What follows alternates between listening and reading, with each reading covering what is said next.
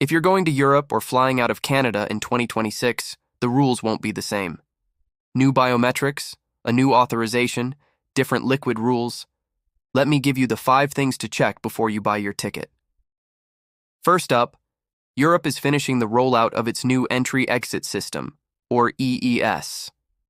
It officially started its gradual rollout in late 2025 and is expected to be fully up and running by spring 2026. What does this mean for you? On your first trip to the Schengen area in 2026, you'll need to have your fingerprints and a photo taken at the border. This first crossing will take a bit longer than you're used to, but after that, you're in the system. Later trips will be faster, basically just scan and go. Number 2, the famous ETIAS. That's the European Visa Waiver Program, similar to the ESTA for the United States. It's been delayed a few times, but it is officially scheduled for the last quarter of 2026. This means that if you're a Canadian, American, British, or other visa-exempt traveler, you'll need to fill out an online authorization and pay a small fee before you fly. The EU is very clear. You don't need to do anything right now. Just wait for the system to go live. And since the date has shifted before, it's always a good idea to recheck the requirements a few weeks before you travel. Third on the list, airports are embracing more face-based and digital travel. IATA, the International Air Transport Association, is pushing its One ID initiative. The goal is to create a totally contactless journey where you can check in, drop your bags, and board the plane just by using biometrics you shared in advance. So in 2026, expect to see more lanes at airports that say, face only. This doesn't mean your passport is obsolete. It just creates a biometric fast lane.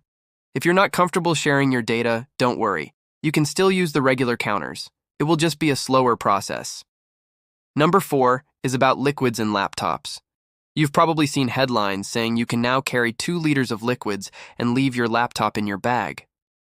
This is only true for airports that have installed new advanced CT 3D scanners. The UK, for example, pushed its deadline several times, and even in 2025, the rules were still mixed.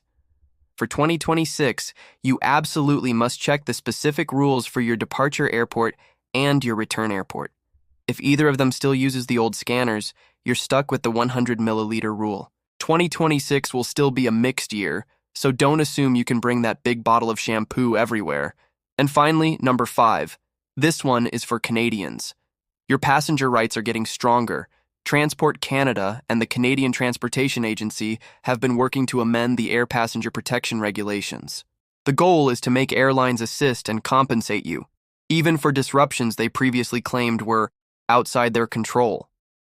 These changes are being finalized through 2025 and 2026 to make the rules clearer and tougher. So, a pro tip for 2026. Always keep your receipts for food and hotel bills if your flight is disrupted. The burden is shifting more and more onto the airline to prove they don't owe you anything.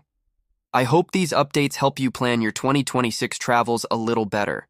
If you found this useful, give this video a thumbs up and subscribe for more travel tips. Thanks for watching.